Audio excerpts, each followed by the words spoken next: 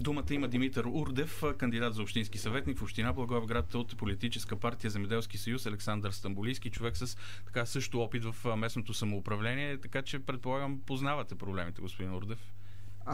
Ние всички познаваме проблемите, защото по един или друг начин в ежедневието ние се сблъскваме всеки ден с тях. Аз виждам, че основна тема в тази предизборна кампания се превръща индустриалната зона.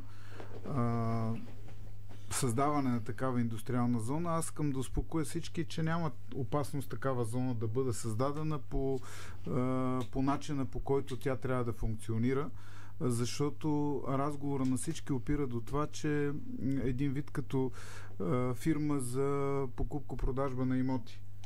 А в крайна сметка индустриалната зона е много повече и тъй като за да се случи тя нещо, трябва да има необходимите кадри, които да обезпечат едно производство.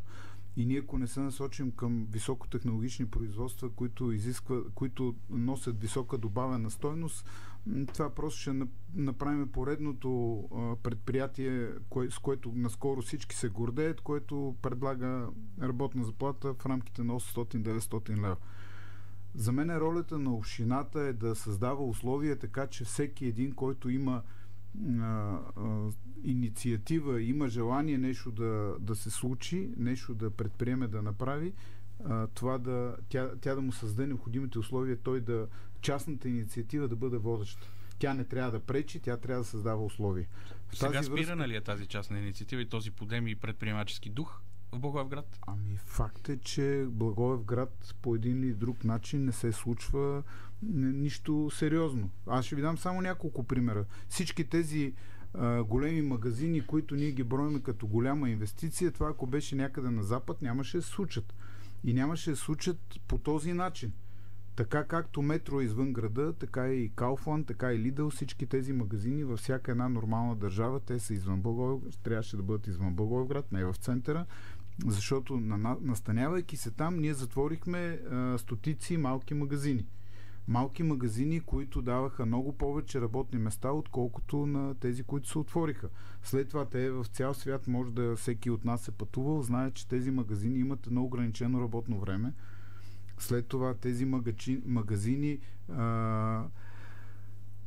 са захранвани с стоки, които са основно местно производство. Ние, тъй като нямаме такова, унищожихме всичко, не можем да отговорим на тези условия. Малки и средния бизнес трябва да бъде на фокуса на това е, и ние имаме конкретни неща, които още с стартирането на следващия общински съвет ще предложиме. Това е нова образователна политика, която имаме готови предложения, които ще бъдат вкарани, така да се каже, още първия общински съвет.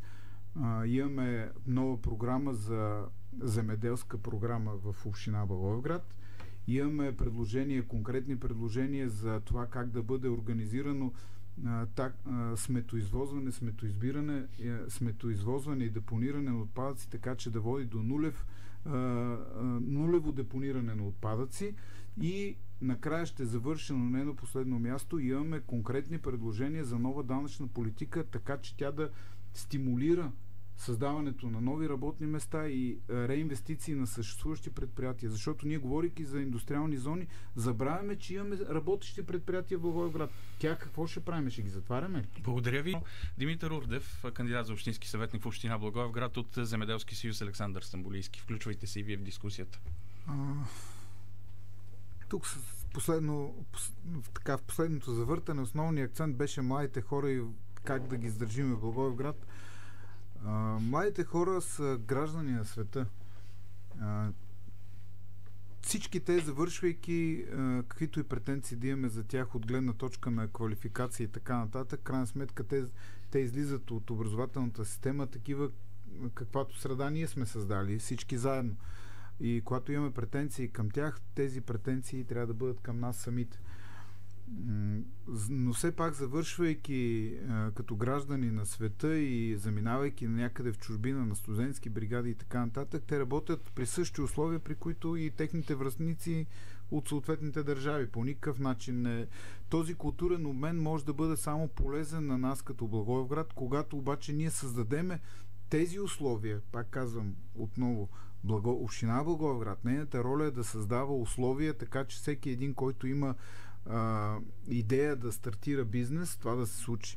Друг е въпросът, че аз много пъти поставям един въпрос, който ние страдаме община Благоевград и не само община Благоевград, област Благоевград, област Кюстендил, област Перник, София област включително, за това, че ние сме вкарани в един район за развитие, какъвто е София. Ние сме част от София, региона за планиране. Като такъв, фирмите, които идват в нашия регион, те не могат да се възползват от европейските програми с съответния грант, какъвто примерно отиват в Пловдив. И защо предпочитат Симитли? Много хора не си дават сметка за това нещо и ние говорим разни неща, как тази община е по-силна, другата по-слаба. Но истината е, че правейки бизнес Симитли, те имат право да участват в едни грантове и в едни програми, които им дават до 70% безвъзмездна помощ. Правейки същия бизнес в Благоевград, те могат да кандидатстват до 30%, максимум 40%, който могат да увеличат. А в същото време ние трябва да се конкурираме за условия, за бизнес условия, за бизнес среда, заедно с региони като Пловдив, като Бургас, където зоните функционират и имат достъп до финансиране далеч при по-добри условия, отколкото ние. Така че тези условия ние трябва да ги кажем. И когато говорим за една зона, създаване на условия за бизнес и така нататък, всичко има отношение към това нещо. Както това по какъв начин общината представя бизнес средата в съответната община, Благоевград конкретно, така че хора, когато дойдат от някъде, примерно те искат да имат сигурна среда за тях, за техните деца. Финал, за да ви остане и време, извинявайте, че ви прекъсвам. Да, мога много да говоря, както и сферата на културата. Ние трябва да създадем онези условия, така че когато дойдат със семействата си, да имат съответните условия, в които те да живеят пълноценно. Благодаря ви. Финални думи от господин Димитър Урдев, кандидат за общински съветник в община Благоевград от Земеделски съюз Александър Стамболийски. Това, което мога да кажа е, че гласувайки с 51 номер в бюлетината, вие ще изберете възможността да създадем условия за всеки един, който има инициатива, който иска да прави нещо, така че да може да го направи. Да не може никой да му пречи по какъвто и да е начин. Ние имаме готови решения, с които ще подобриме не само бизнес средата, цялата социална среда, така че Благоевград да продължи да бъде едно предпочитано място за живеене не само за хората на Благоевград, но и за тези, които са готови да дойдат тук.